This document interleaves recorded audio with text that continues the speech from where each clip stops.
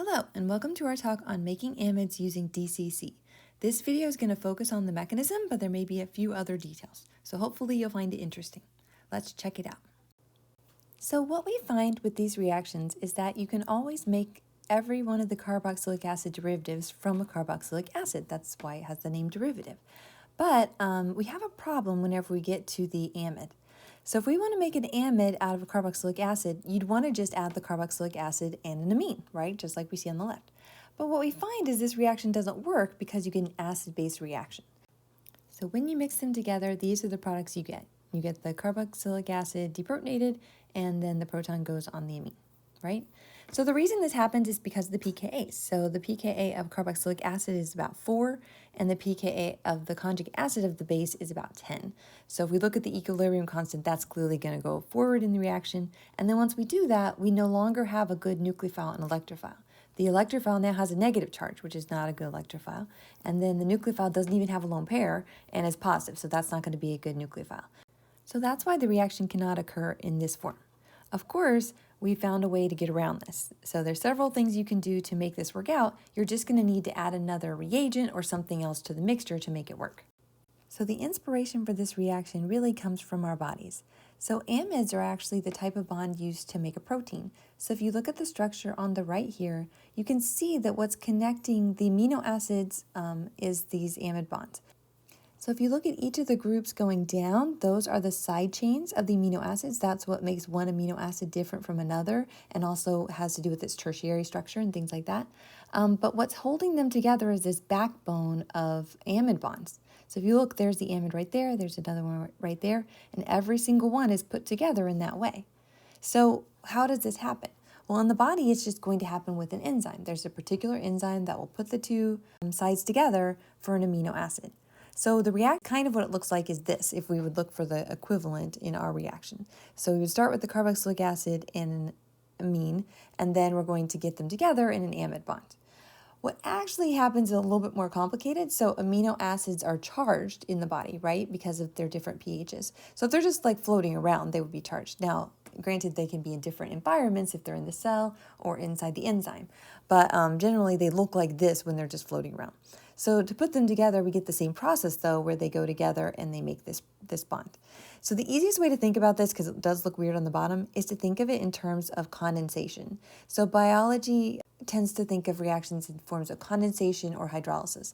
So a condensation is anything where two things come together to make a bond, and water is the leaving group, so water comes out. So if you look at the top, that's really obvious, because you're taking off an OH from this side and an H from this side to make the product, right? In the bottom, when you're doing the same thing, it looks different. So you're taking off the O on this side and you're taking off two hydrogens on the nitrogen side, but that's still water, so it still counts as condensation. So it's the same idea, it's the same reaction. It just looks a little different because the things are charged in this view. So for this section, we're really going to focus on the chemistry side, not the biology side. I just wanted to make this connection clear so you can see how it applies to other systems. So the key takeaway is the reaction that shouldn't really work to go together can go together because an enzyme in this case is making it come together. So what are synthetic chemists going to use to make their reaction come together so we don't have to use enzymes? Let's take a look. So we already said that one way to make an carboxylic acid and an amine come together to make an amide is by using an enzyme. But another way that you can do it is by using a reagent called DCC.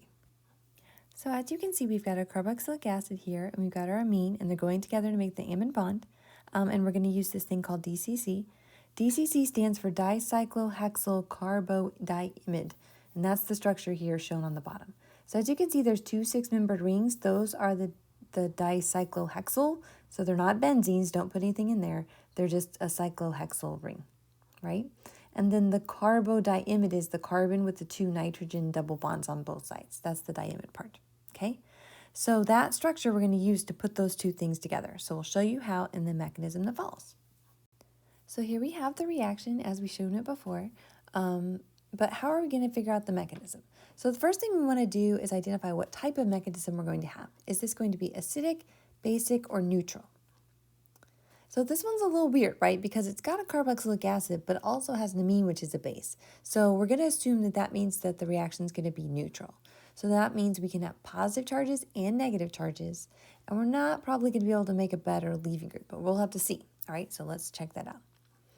All right, so the first thing we're going to do for this one is we are going to make a better electrophile. So DCC is going to be used to make the better electrophile. So let's see what that's going to look like. So let's draw the structure out for DCC. We do have to know that structure, so we'll draw it out here. It's okay to abbreviate the CY. The CY is just going to be the cyclohexane group. So right here is the CY, okay? Just so you don't have to draw as much. Okay, so then we're going to have the oxygen lone pair come down to make a double bond, and then the double bond that was there is going to be what comes out and gets the carbon. So then we saw that before whenever we did SOCl2. Remember that mechanism? So the same thing happens. We just found that it's more nucleophilic at the oxygen at the top than the one with the OH. So that's why it does that. So it goes from the lone pair down, makes the double bond come over and get the carbon, and then we have one more arrow. We're going to have the double bond of this carbon nitrogen go to the nitrogen. So just like when it attacked a carbonyl, or if it attacks an S-O, that's going to go up. All right, so that's a lot of arrows, but that's the first set. All right, so now we'll want to draw the product of that. So we've got our carbons over here, right, and our O's are here. Then we should have double bond here and a positive charge. And then we're going to attach all this other stuff. So we've got a C is attached to the O, right? Because that was the first arrow. And then on one side, it just stays the same because nothing changed. We got the double bond and the N and the CY. Then on the other side, it's going to be a negative charge with the CY attached. So anytime we see a CN, that's going to be probably too basic unless you're in a very basic solution. That's not a normal leaving group. That's not something you see a lot. So it's not very stable. So to get rid of that N minus, we're going to do an acid-base reaction. Now you don't have H+, so you can't use H+. So what we're going to use is the protonated amine, which we're actually going to form some of later, so you'll see where that comes from. But it should be floating around in solution. We should have plenty of it. So draw the amine that you have, that's this one, and then just add a proton to it that you're going to take off. So just draw a line and then make sure you put a positive charge on the nitrogen. And then you do the acid-base reaction. So just like that.